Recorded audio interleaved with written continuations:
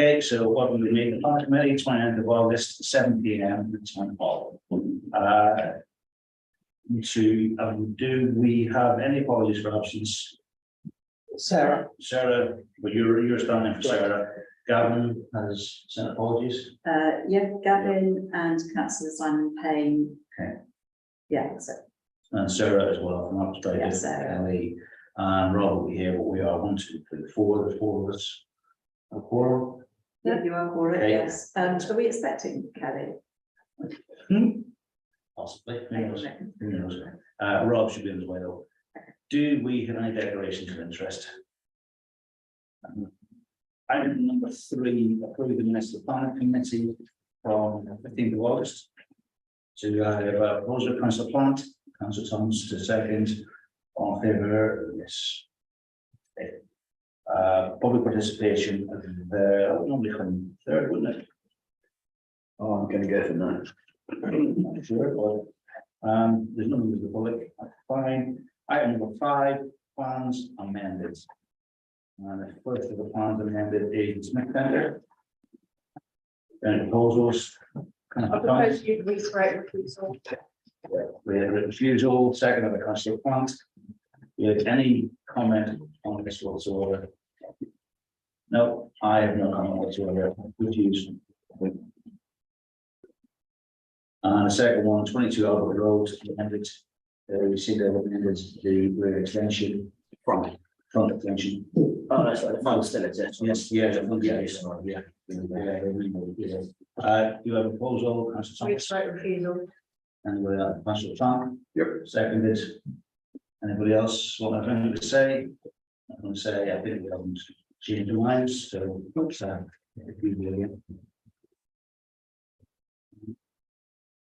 Item number 6.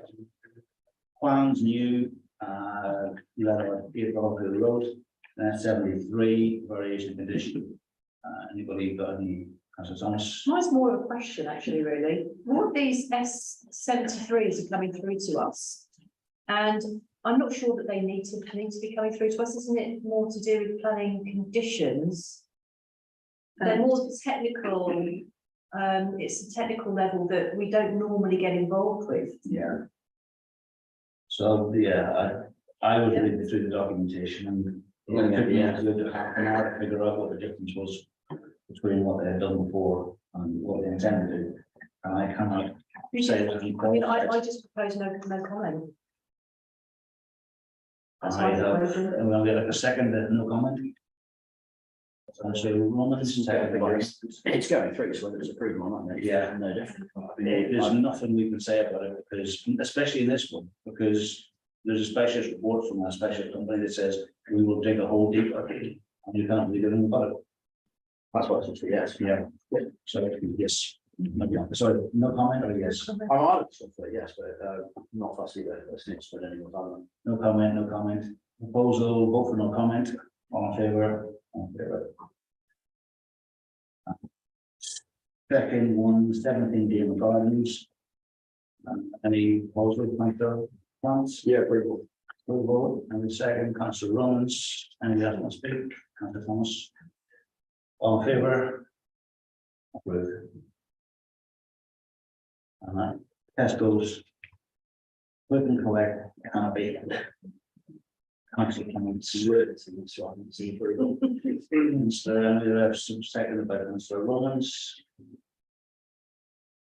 Vote for approval, all in favour. Unanimous. 2016 Field Road. Councillor Thomas. Approval, very minor amendments. Yeah. Second by councillor Plants. Of any, do we vote for approval? All in favour. Unanimous.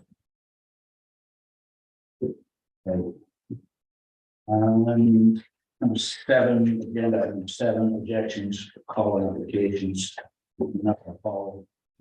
There, no. And decision notices, agenda item number 8, decision notices, granted Harper Close, Legal Roads. Grove Roads, 12 lots, whatever, Norman Avenue. And Megan's And that's with DC, so in agenda number 9, that's with DC landscape.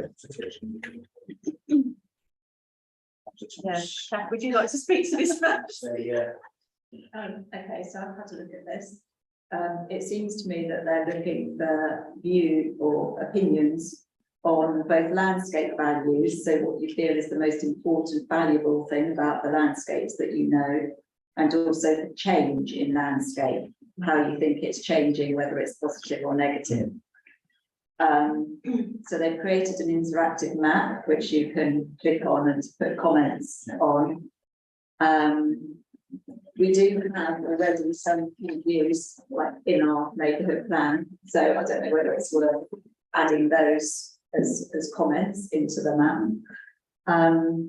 They've also created an initial draft landscape areas report, which has got sort of maps with areas and key characteristics.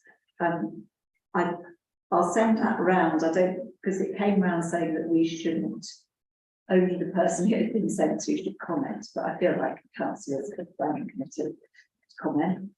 The other thing is that Councillor Arlett has advised that there are stakeholder sessions for ward members coming up in the next couple of weeks. So I thought we could advise Ken if we've got any views that we wanted to put forward to that. Great. Councillor Thomas. Well, I'll just kick off the discussion if I may. I mean, it's also vague that to try and actually kind of get bits out of it where you could actually broaden, you know, what they're trying to get out of you. It's so difficult. So I think you just have to ignore what they've written and almost just start from scratch and start with Henley as you know, as we're talking about Henley, just reiterate that Greenbelt is important to us, that key views are important to us, that the environment is important to us. We've declared a climate emergency, and I think that's all we can do, really. That's where I was with it. Anybody else before I Councillor Rowlands? I mean, it does seem a bit woolly and vague. I mean, I agree with what Councillor Thomas is saying, but for me, I mean, I'm just adhering to a very simplistic principle here, that if it's green and hilly, it should remain green and hilly, if you see what I mean. I mean, yeah, it's very hard to try and work out what they're trying to achieve from it, really, but if it's countryside, keep it as countryside. Well, yeah. Councillor Thomas. Well, I can say that if you look on the map, there's actually already lots of comments on it. The comments are dictated by the little black flags. Binfield already done some as a parish council on what they think defines their geographical area. I don't think it takes particularly much time to do so. I think something that Henry Society can have an actual field day, have this some fun, and they've got numerous members, so I think segregated to them. They've got, because you know, as any individual, it's all anonymous. You can drop little flags all over the place if you want to. And it may be vague and woolly, but I don't think we can criticise an opportunity to protect something that we want to protect. So whether you're a landowner with, you know, 100 yards or 100 hectares, it's a chance to actually comment on it. I think it's something Daisy can share. I think the consultation's open for a month. We've got lots of time to actually make some positive contributions. So for me, there's two sides. There's what we do as County Council, and essentially you look at the edges and say, there's the biggest market of the valley, we're going to keep it as this. There's the area of natural beauty, we keep it as this. It's sort of echoing what Councillor Rowlands said, but then the other side is the personal side. And that's where you're going to be bringing an open it to other people, make it available, whether you want, you get to put in a standard about it, if people want to, you know, anytime, I don't know, would you want to do that? I think on the map, you can't actually comment on any itself, because like we're talking about like large open green spaces, which I think this is why it's sharing as a wider aspect. I think the people that are going to have greatest say on this are the surrounding parishes where it is huge areas of woodland and bits like that. I mean, if you look on the map, it's actually Henry there. I'm not even sure I can put a flag on Henry because the immediate parish that we control is pretty much the tarmac. Yeah. And we've got very little, our village greens are already protected, which is absolutely fine.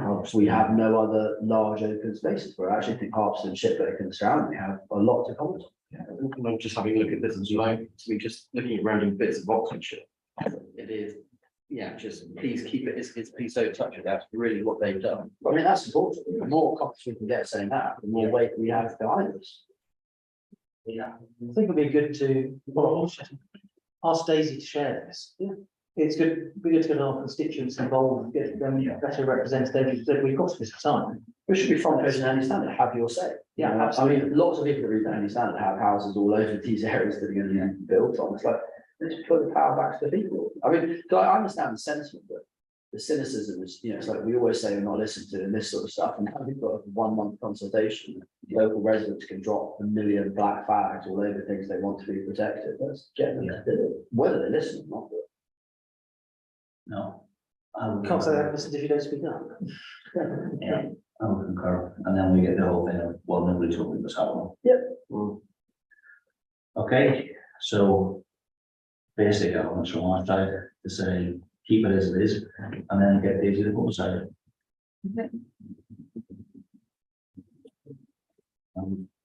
Final item on the agenda is progress report for applications called in. Progress report for applications called in, we've only really got 2 on yet. Because organization is long. Very few planning applications coming through. Some Do you remember when we used to have 3-4 pages of planning applications? Always quite a summer, though. quiet summer, cost of living, hopefully people, well, not hopefully, but people aren't Yeah. planning as much. I think cost of living is probably the most reliable indicator of what's going on. Yeah. Well, on that note,